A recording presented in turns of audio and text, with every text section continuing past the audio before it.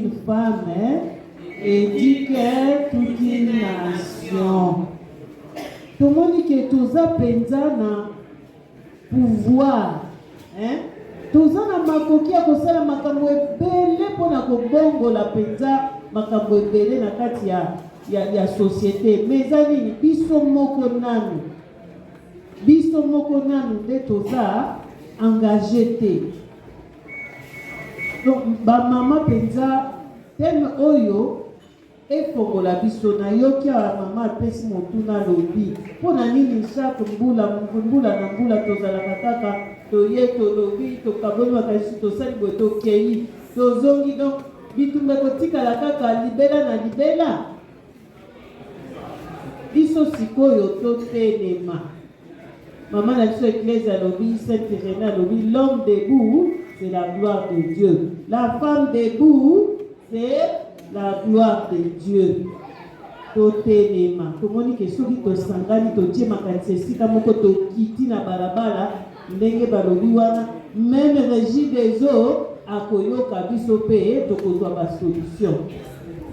Ezala snel, ezala soki ba problème ba violence ya ba harcèlement makambo nyonso tolobi na ba quartier na biso ezala makambo ya ba autonomisation nyonso wana soki totie penza bomoko tofandi tosangani tokiti penza toreklame badroit na biso makambo ekobongwana.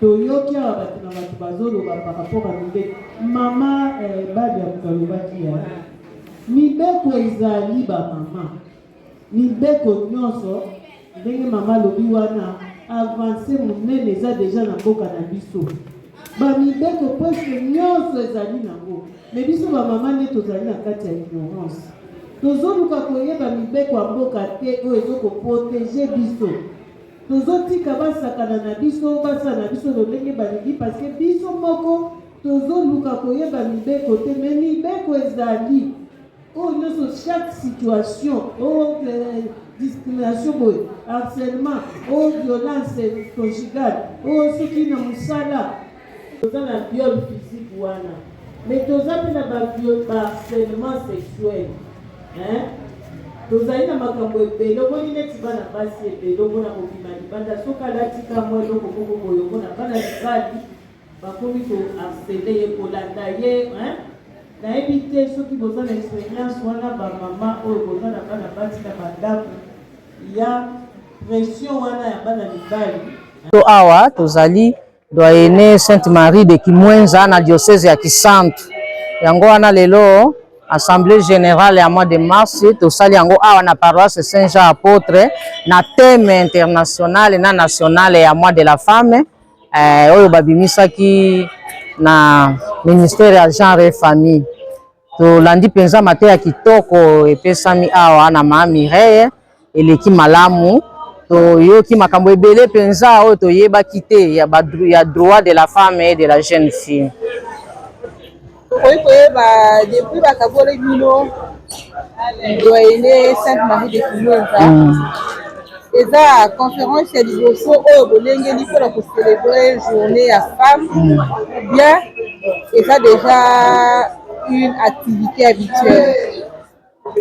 Bon ko conférence oyo na ndenge tango bakaboli biso na doyenne tokomi doyenne Sainte Marie de Kimwenza na baninga tozali na bango batikali na doyenne ya Mater Dei. Bon ane oyo kaka nde tobandi ba activité na ndenge ke doyenne ya Sainte Marie de Kimwenza oyo esangisi 5 paroisses. Eza na paroisse Saint-Jean Apôtre oyo ya Mbibiso, paroisse Sainte Rita, paroisse Saint-François de Paul, paroisse Divine Miséricorde na paroisse Sainte Marie de Kimwenza. Nde tokutanaki lelo awa mpona assemblée générale. Mais na momesano ntango ya kala tosalaka kaka ba journée de la femme, mais wana tozalaki nanu ba paroisse ebele 12 paroisses tozalaki. Et concernant thème ya lelo, est-ce que eza na lien na mission na bino ba mama catholique? Tout à fait. Thème ya lelo ndenge komami wana eza na lien puisque motei akotaki pe na yango na cadre ya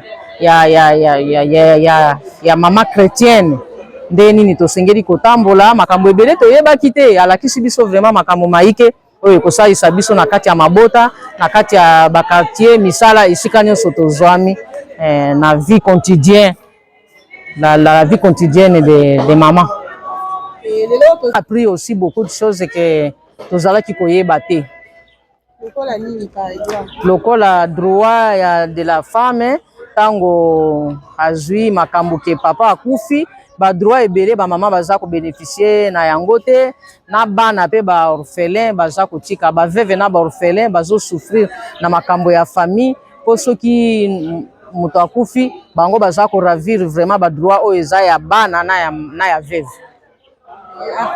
Mon intervention consistait à réveiller d'abord la conscience des femmes sur les deux thèmes qui ont été proposés sur le plan international, droit, justice, action pour toutes les femmes et les filles, mais aussi sur le thème national qui a été aussi, qui découle de ce thème-là, mais un peu conjugué par rapport aux réalités de notre pays, qui était justice garantie, autonomisation durable des femmes et des filles. Alors, et cela, je l'ai aussi intégré aussi dans le cadre de la chrétienté, parce que nous sommes des mamans catholiques, nous œuvrons dans le milieu chrétienne, catholique, alors il fallait aussi montrer comment lier ces deux thèmes-là aussi par rapport à la foi, notre foi qui doit entrer en action aussi. Donc nous ne vivons pas une foi qui est comme ça, vivons une foi plutôt agissante dans ce cadre-là. C'est pour ça que je voulais un peu interpeller les femmes et réfléchir ensemble pour voir comment chercher des solutions par rapport à nos problèmes. Et pour remédier à ces problèmes, quelles sont des propositions concrètes qu'avez-vous formulées? Bon, les propositions, à l'issue du débat, de la conférence, j'ai proposé un débat. Comment est-ce que nous pouvons vivre maintenant ces thèmes-là par rapport à notre vie de tous les jours, dans nos paroisses, dans nos familles, etc. Et les mamans ont donné des propositions. Ils ont chacun essayé un peu de voir par rapport aux réalités de son milieu, ce qui se vit, et voir comment est-ce qu'à l'avenir, maintenant, nous devons chercher à faire des petits pas pour que nous puissions aussi améliorer la condition de la femme en termes de droits, de justice, mais aussi surtout que nous ne restions pas dans les théories, que nous puissions transformer cela en action dans nos milieux de vie. Par exemple, nous sommes des mamans, dans nos quartiers, nous souffrons de l'insécurité, les koulouna, de ceci, mais ces enfants-là viennent souvent des familles, ils sont éduqués par les femmes. Il y a des problèmes de violence sexuelle, il y a des problèmes de discrimination par-ci, par-là. Nous avons essayé de voir maintenant comment est-ce que nous pouvons nous mettre ensemble et faire parfois même des mémos, aller déposer aux autorités supérieures pour qu'ils puissent un peu voir. Nous, ici à Mahamoudou, par exemple, nous avons des problèmes d'eau depuis une année, 2 ans. Nous avons dit maintenant, nous devons aussi quand même essayer de faire des actions concrètes, revendiquer nos droits et voir les instances pour que la situation puisse changer. Et la journée internationale de droit de la femme.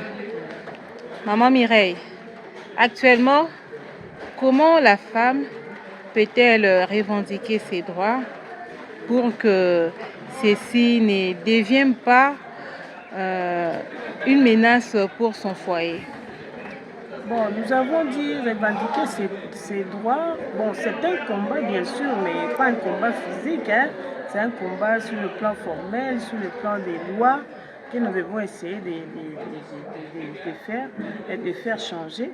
Mais aussi, n'oublions pas que quand même, le pays a déjà fait beaucoup, un certain grand nombre de pas par rapport à l'évolution des lois. Nous avons aujourd'hui la situation quand même, il y a beaucoup de choses qui sont, par exemple, les filles ont droit à l'éducation, les femmes travaillent, les autorisations maritales et tout ça. La loi quand même nous a donné, a été quand même améliorée. Et nous avons beaucoup des instances où nous pouvons aller toquer et revendiquer. Mais là aussi, on a remarqué que ce sont les femmes elles-mêmes aussi qui ne se mettent pas en avant, qui ne prennent pas les devants, et puis surtout qui sont sous-informées par rapport aux lois. Alors ça serait mieux aussi que les femmes qui sont dans les domaines juridiques, tout ça puisse se mettre ensemble pour chaque fois sensibiliser, informer les femmes sur leurs droits, comme ça ils peuvent aller les revendiquer, mais toutefois sans aussi écraser les hommes. Ce n'est pas ça l'objectif. L'objectif, c'est que nous puissions vivre ensemble dans une certaine équité, mais tout en se respectant mutuellement. C'est ça. Merci.